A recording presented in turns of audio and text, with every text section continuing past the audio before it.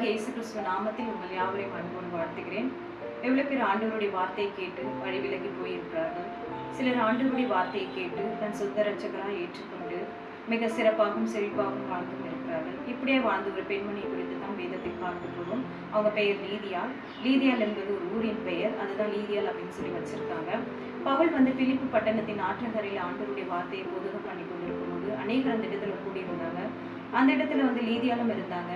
அநேகருடைய இருதயம் தொடப்பட்டதே என்னவோ தெரியாது. ஆனால் லீதியாளுடைய இருதயம் பிரசங்கத்தை கேட்ட மாத்திரத்திலே அவளுடைய இருதயம் தொடப்பட்டது. ஆண்டவர் கேட்டு அவள் முழுமையாக தன் இருதயத்தை கொடுத்தாள், ரட்சிப்படைந்தாள். அவள் மாத்திரம் ஆண்டவருடைய அன்பை ருசி பார்த்தது மாத்திரமல்ல, அவங்க குடும்பத்தையும் ஆண்டவருடைய அன்பை ருசி பார்க்க செய்தால், குடும்பத்தையும் ரட்சிப்புக்குள்ளாய் நடத்தி வந்தாள்.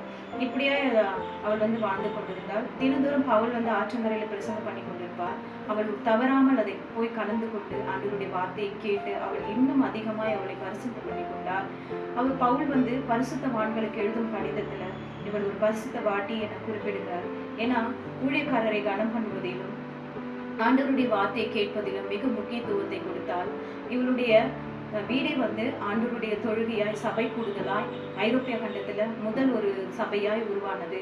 இப்படியே ஆண்டவருக்கு என்று அவள் வாழ்ந்தாள். இவள் ரத்தாம்பர தொழில் செய்து கொண்டிருப்பவள், ஒரு தொழில் அதிபர். ஆனாலும் அந்த பணிகள் எவ்வளவோ இருக்கும், அதன் மத்தியிலும் ஆண்டவரை முழுமையாய் பற்றி கொண்டாள்.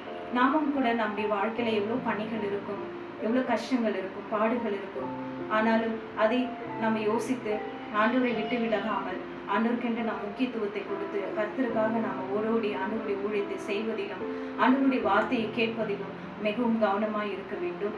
இப்படியா நம்ம ஒரு கேள்வி உங்களிடத்துல நான் கேட்க ஆசைப்படுகிறேன். நீங்க ஆண்டவருக்கென்று எவ்வளவு நேரம் செலவழிக்கிறீங்க? ஆண்டவர்கிட்ட நீங்க எவ்வளவு நேரம் ஜெபிக்கிறீங்க? அவள் எவ்வளோ பணிகள் இருந்துச்சு, ஆனாலும் ஆண்டவருக்கென்று அவள் நேரத்தை ஒதுக்கி வைத்து ஆண்டவருக்கென்று ஓடினா. அதே போல நாமும் நம்முடைய வாழ்க்கையில ஆண்டவருக்கென்று எவ்வளவு நேரம் கொடுப்போம், எவ்வளவு நேரம் கொடுத்திருக்கோம் அப்படின்னு என்பதை நீங்க சிந்தித்து பாருங்க. கர்த்தர் தாம் இந்த வார்த்தைகளை ஆசீர்வதிப்பார்.